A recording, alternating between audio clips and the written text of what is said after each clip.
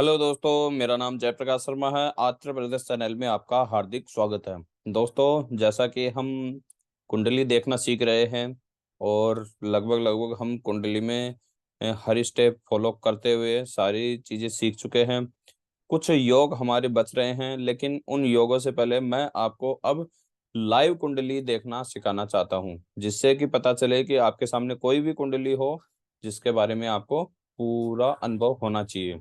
दोस्तों, वैसे कुंडली देखना ही एक ज्योतिष में एक पार्ट नहीं है कि कुंडली देखना ही आ गया तो आप ज्योतिष में एक एस्ट्रोलॉजर बन गए। नहीं, कुंडली के अंदर हर समस्या का समाधान निकालना भी ज्योतिष में एक बहुत बड़ी भूमिका निभाती है। जैसे कि आज हम एक कुंडली देख रहे हैं, जिस कुंडली में सिर्फ लगन चार्ट से ही हम उस कुंडली में बनी जो समस्याएं हैं उनको सोल्व कर सकते हैं। और वो कैसे सोल्व करेंगे, वो इस वीडियो के जरिए हम देखते हैं। तो देरी न करते हुए हम इस वीडियो को आगे बढ़ाते हैं। तो आइए स्टार्ट करते हैं।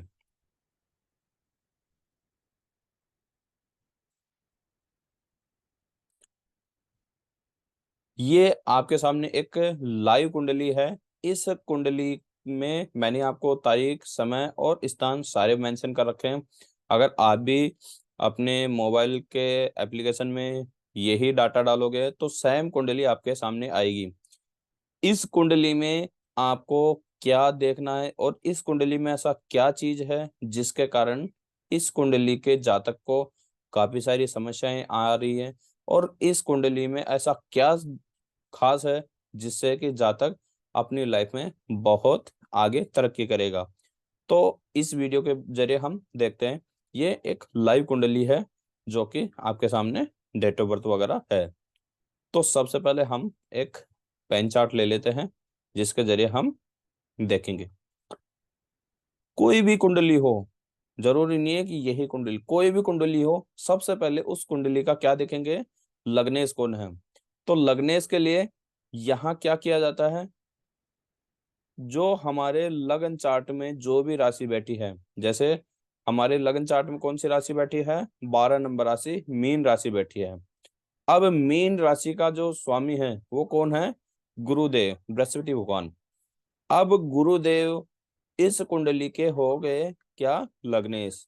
अब सबसे पहले यही देखना है कि जो हमारे लग्नेश हैं वो कुंडली में कौन से स्थान पे बैठे हैं, कहीं गलत जगह तो नहीं बैठे। गलत जगह बैठे हैं तो वो कुंडली को पूरी को ही इधर उधर कर देंगे। तो सबसे पहले हम यही देखते हैं कि हमारी कुंडली में जो गुरुदेव हैं वो कहाँ बैठे हैं। तो देखने से पता चल रहा है कि जो गुरुदेव हैं अर्थात बृहस्पति जो देव हैं वो बैठे हैं 7 नंबर भाव के अंदर, जहां बैठी है 6 नंबर राशि, कन्या राशि। कन्या राशि के स्थान पे बृहस्पति देव बैठे हैं। अब बृहस्पति देव और 6 नंबर राशि कन्या राशि, कन्या राशि का स्वामी कौन है, बुध देव। बुध देव और बृहस्पति देव दोनों आपस में क्या है, मित्र हैं। लेकिन यहाँ बुध देव मार्क कंडीशन में है, क्योंकि केंद्राधिपति दोष लग जाता है। कभी भी कोई भी एक ग्रह, कोई भी एक ग्रह है और उसके पास में दो राशियां हैं, जैसे बुध देव के पास में 3 और 6 नंबर की राशियां हैं, तो इस कारण ये दोनों की दोनों राशियां केंद्र के अंदर आ जाती हैं। तो ऐसे कंडीशन में केंद्राधिपति दोष लगकर वह ग्रह मार्ग कंडीशन में पहुंच जाता है। लेकिन मित्र होने के कारण यहाँ बृहस्पति देव पहले तो मित्र हैं, दूसरे खुद लग्नेश हैं, तो वह अच्छी जगह बैठे हैं। और 7वां भाव वैसे थोड़ा नेगेटिव होता है, लेकिन ग्रह की वजह से यहाँ 7वें भाव में बैठे हैं, साथ में चंद्रमा भी बैठे हैं। तो यहाँ लग्नेश आपके अच्छे हैं। अच्छे होने के कारण बहुत अच्छा रिजल्ट देंगे। ये तो हो गया लग्नेश का कि लग्नेश कहाँ बैठा है और लग्नेश से कहीं गलत जगह तो नहीं बैठा। तो हमारा लग्नेश, इस जातक का जो लग्नेश है वह ठीक कंडीशन में बैठा है और पूरी तरह प्रबल है। अब हमें क्या करना है कि हमारी कुंडली में, इस कुंडली में जितने भी ग्रह हैं उन सभी ग्रहों को देखना है कि कौन सा ग्रह कहाँ बैठा है, कहीं गलत जगह तो नहीं बैठा। और कोई ग्रह अच्छा है तो वह अच्छा है तो कहाँ कहाँ उसका बेनिफिट मिलेगा। तो सबसे पहले हम देखते हैं हमारे लग्न में दो ग्रह बैठे हैं, जिसमें एक शुक्र है और दूसरा सूर्य है। तो सबसे पहले हम शुक्र की बात करते हैं। शुक्र इस कुंडली में लग्न में बैठे हैं। शुक्र वैसे इस कुंडली में मार्ग कंडीशन में है, लेकिन इस कुंडली में शुक्र उच्च के होकर बैठे हैं, लेकिन साथ ही साथ सूर्य के साथ में अस्त भी हो रखे हैं। जो मैंने हैशटैग लगा रखा है, इसका मतलब है कि यह सूर्य के साथ अस्त हो गए हैं। तो इस कंडीशन में ये जो शुक्र देव हैं, ये अपना ना तो कोई अच्छा परिणाम दे सकते, ना ही कोई गलत परिणाम दे सकते। तो ऐसी कंडीशन में इनको प्रबल करना अति उत्तम बताया गया है। क्यों? क्योंकि ये उच्च के होकर बैठे हैं। अगर ये उच्च के हैं तो यह हमेशा अच्छे ही परिणाम देंगे, लेकिन अभी कंडीशन क्या है कि यह अस्त होके बैठे हैं, तो इनको उच्च करना पड़ेगा, पहली कंडीशन। अब आगे बात करते हैं सूर्य। इस कुंडली में सूर्य बैठे हैं कहाँ? लग्न में। तो लगन में जब सूर्य बैठता है, तो जो भी व्यक्ति है उस व्यक्ति को हमेशा इस तरीके की वाणी बोलता है, वो कटु शब्द जरूर बोलता है। कटु शब्द का मतलब जो भी बोलना है वह मुंह पे बोलता है। इस वजह से इसके काफी सारे मीठे दुश्मन जरूर पैदा हो सकते हैं। क्यों? क्योंकि सूर्य लग्न में बैठा है और लग्न में बैठकर वह हमेशा ऐसे कटु शब्द जरूर बोलने पर मजबूर कर देगा। जैसे कि एक कुछ लोग कहते हैं कि ये तो मुंह पे बोलती है, जो भी बोलती है मुंह पे बोलती है, यानी इनको कभी भी गलत चीजें बर्दाश्त नहीं होंगी। तो यहाँ सूर्य सूर्य वैसे अच्छा है, सूर्य के कारण यह बहुत तरक्की करेंगी, लग्न में बैठा है इसलिए। बात करते हैं दूसरे भाव में। दूसरे भाव में कोई भी ग्रह नहीं बैठा। स्वयं जैसे मेष राशि है, मेष राशि का स्वामी कौन है? मंगल देव। मंगल देव भी यहाँ नहीं बैठे और ना ही इस भाव में कोई ग्रह बैठा है। अब हम आगे की बात करते हैं 3 नंबर भाव में। 3 नंबर भाव के अंदर केतु देव बैठे हैं।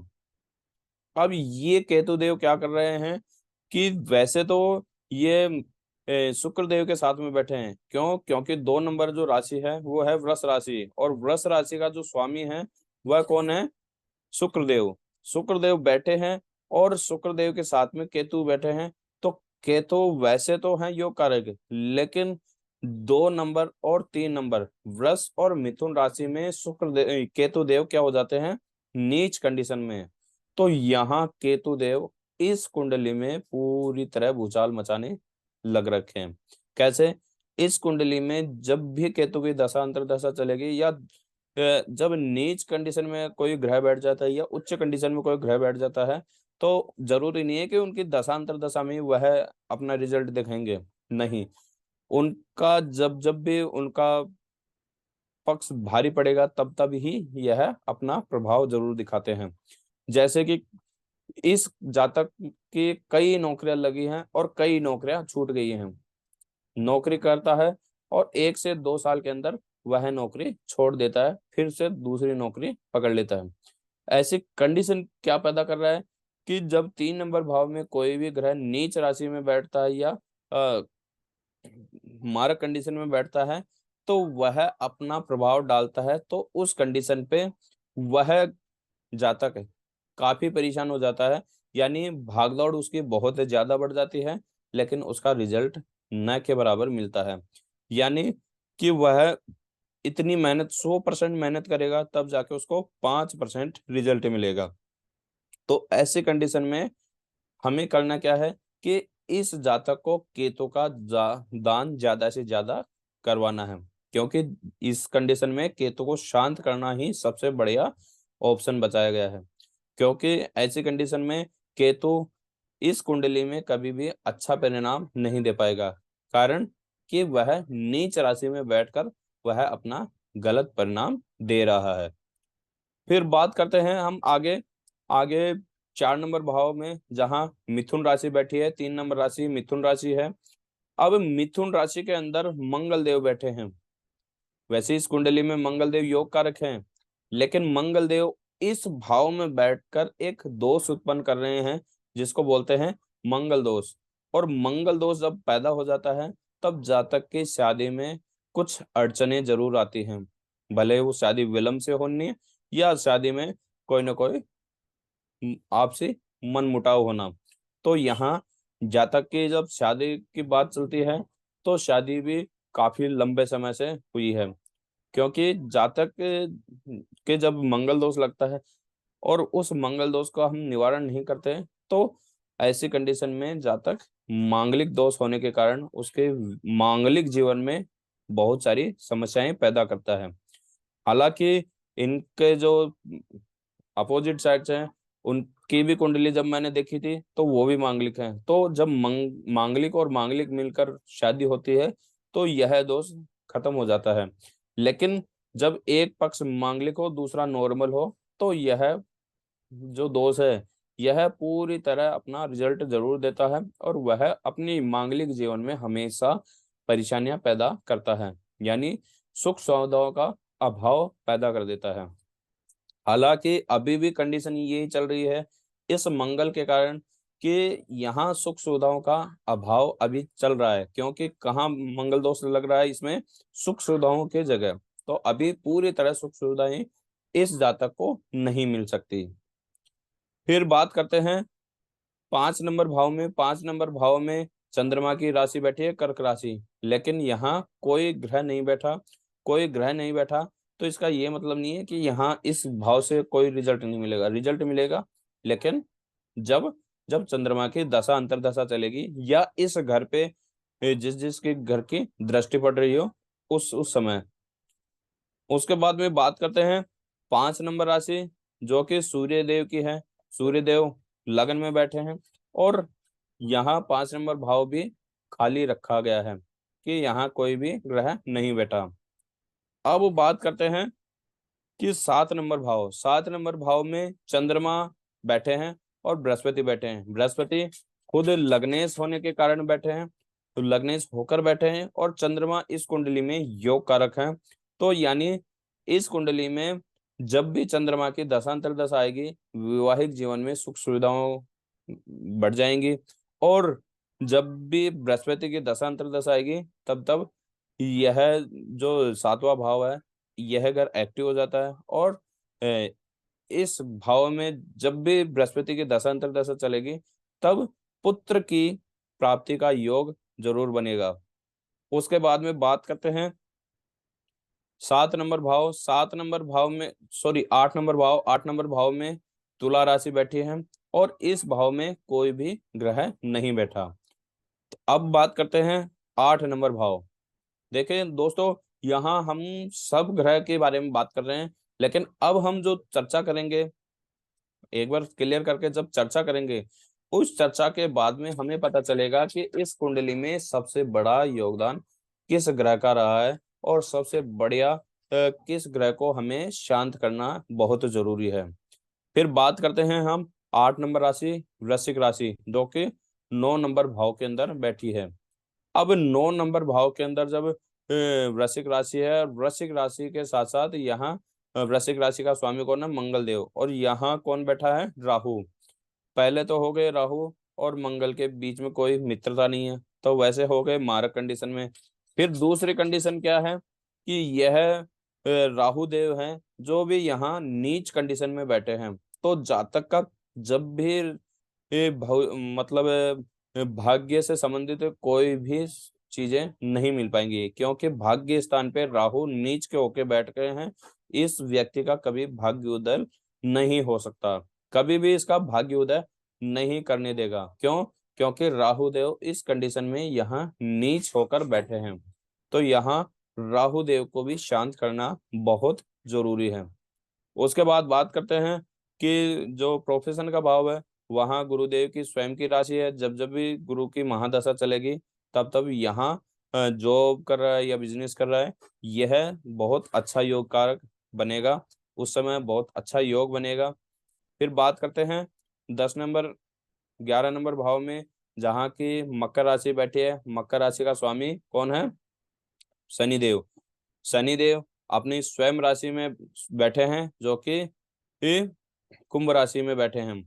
तो यहाँ जब जब भी दशांतर दशा चलेगी तब तब शनिदेव अपना अच्छा रिजल्ट देंगे, क्योंकि इस कुंडली में शनिदेव स्वयं राशि में बैठे हैं और स्वयं राशि में बैठने के कारण यहाँ शनिदेव हो गए योग कारक, योग कारक रिजल्ट देंगे। यहाँ बात करते हैं बुध देव। बुध देव वैसे क्या हैं, मारक कंडीशन में, लेकिन मित्र राशि के साथ में बैठे हैं, तो यहाँ बुध देव भी इस कुंडली में देंगे अच्छे परिणाम। अब हम बात करते हैं कि जो कुंडली हमने खोली है, इस कुंडली में सिर्फ ये चीज देखने के लिए थोड़ी खुली है कि हमें कौन से ग्रह मारक है, कौन से योग कारक हैं। हमें इस कुंडली में, इस जातक की कुंडली में सबसे ज्यादा जो समस्या देखने को मिली है वो ये है कि राहु, एक तो राहु ने इसकी जिंदगी में पूरी तरह तूफान मचा रखा है, और सही दूसरी कंडीशन में केतु ने, राहु और केतु इस कुंडली के सबसे खतरनाक ग्रह हैं, जो कि नीच होकर ऐसी जगह बैठे हैं जहां व्यक्ति अपने आप को कितना ही मजबूत बनाए वह कभी मजबूत नहीं बन सकता। कारण, पहला कारण कि यहाँ राहु देव भाग्य स्थान पे बैठे हैं, कि इस व्यक्ति को जहां पे भी नौकरी मिलेगी वहीं कलंक जरूर मिलेगा, कलंक के साथ वह नौकरी छोड़ देगी। कितनी जगह नौकरी करे, कितनी लाख गुना नौकरी करे, अगर एग्जीक्यूटिव या सुपरवाइजर इस पोजीशन पे अगर जब भी यह कहीं नौकरी करेगी, तो इसको नौकरी में हमेशा सिर्फ बदनामी ही मिलेगी, इस पे कलंक ही लगेंगे। क्यों? क्योंकि राहु भाग्य स्थान पे नीच के होके बैठे हैं, और साथ ही साथ राहु की जब दृष्टि पड़ती है तो वो सातवें घर पे है, और राहु के बिल्कुल अपोजिट साइड बैठते हैं केतु देव।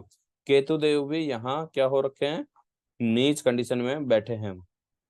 और केतु देव नीच कंडीशन में कहाँ बैठे हैं कि जब व्यक्ति कहीं मेहनत करता है तो उसकी मेहनत इतनी बढ़ा देंगे और उसका रिजल्ट न के बराबर देंगे। तो ऐसी कंडीशन में सिर्फ एक ही चीज का फायदा है, एक्सपीरियंस। एक्सपीरियंस जेन्युइन मिलता है, इसी के साथ साथ कुछ भी हासिल नहीं होता। तो ऐसी कंडीशन में हमें करना क्या है कि राहु और केतु, इस कुंडली में राहु और केतु का दान करना है। दान करने के लिए क्या करना होगा कि अपने वजन, सबसे पहले अपना वजन तय करो कि अपना वजन कितना है। जैसे वजन चेक करने की मशीन पे आप अपना वजन चेक करोगे, उस वजन का दशांश काले उड़द लेने हैं, और वह उड़द एवरी शुक्रवार को अपनी दोनों हाथों की मुट्ठी भर के 7 मुट्ठी भरकर भिगो देना है। जैसे कि मेरा वजन समथिंग है 80 के आसपास है, तो मेरे को 8 किलो उड़द लेके आना है, और हर शुक्रवार शाम को अपने दोनों हाथों की मुट्ठी 7 मुट्ठी भर के उनको भिगो देना है। भिगोने के बाद में शनिवार की सुबह उस भीगे हुए उड़द को गायों को खिला देना है। गायों को खिलाने से जब भी वो उड़द खत्म हो जाएंगे, तब इनका जो नीच भंग है वो दोष दूर हो जाएगा, और इनसे जो हमें गलत परिणाम मिल रहे हैं वो मिलना पूरी तरह बंद हो जाएंगे। और भविष्य में जब भी केतु या राहु के दशा अंतर्दशा आएगी, तब तब हमें यह प्रक्रिया जरूर करनी है। इसी के साथ साथ हमें हर 5 साल के अंदर यह प्रक्रिया दोहराती रहनी है, क्योंकि नीच ग्रह को हमेशा शांत रखना बहुत जरूरी है। जरूरी नहीं है कि इनकी दशांतर दशा में ही इनका बेनिफिट या नकारात्मक वो मिले। इनको तो हमेशा शांत ही रखना है। और जो हमारी कुंडली में एक अच्छा योगदान है कि जो अच्छा ग्रह है वह है शुक्र देव। भले ही शुक्र इस कुंडली में मार्क कंडीशन में है, लेकिन वह एक उच्च की राशि में बैठने के कारण वह शुक्र हमेशा अच्छा होता है। और शुक्र का जब उच्च का है तो वह हमेशा बहुत अच्छा रिजल्ट देता है। तो इस कुंडली में अभी तत्काल में चल रही है राहु की महादशा। इसके बिल्कुल अब जो 2027 आएगी, 2027 में इस कुंडली में शुक्र की महादशा आएगी। शुक्र के जब महादशा आएगी तो सबसे पहले वह 7वें घर और स्वयं घर में बैठा है, और जहां जहां इसकी राशियां हैं उन घर को एक्टिव करेगा। जैसे मैं बात करता हूँ, 1 नंबर, एक घर, 2 घर,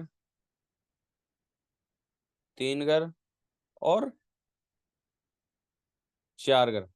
इन 4 घरों के अंदर शुक्र पूरी तरह अपना असर देंगे।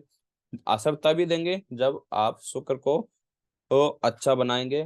तो इसके लिए आप स्टोन धारण कर सकते हैं, या शुक्र का बीज मंत्र का आप रोज एक माला जप कर सकते हैं। ये जप करने से शुक्रदेव उज्जवल हो जाएंगे, प्रबल हो जाएंगे। प्रबल होने के कारण यह उच्च के राशि में है, तो यह आपको जो भागदौड़ है, उस भागदौड़ से जो आपको अभी तक जो रिजल्ट नहीं मिला, उसके बाद में वो रिजल्ट जरूर मिलेगा। ठीक। इसी के साथ साथ कि जब वैवाहिक जीवन में, जो शादीशुदा जिंदगी में जो ससुराल पक्ष से संबंधित जो भी परेशानियां आ रही थी, वो परेशानियां भी बंद हो जाएंगी। इसी के साथ साथ जो खुद की जिंदगी में जो मतलब लोग कलंकित समझ लेते हैं कि कलंक, कोई ना कोई कलंक मिलता था है, वो कलंक भी मिलना बंद हो जाएगा। इसी के साथ साथ इस कुंडली में ये 2 चीजें आपको करना बहुत जरूरी है। अगर आपको भी ये कुंडली देखना अच्छे से आता है, तो आप भी जरूर देख सकते हैं।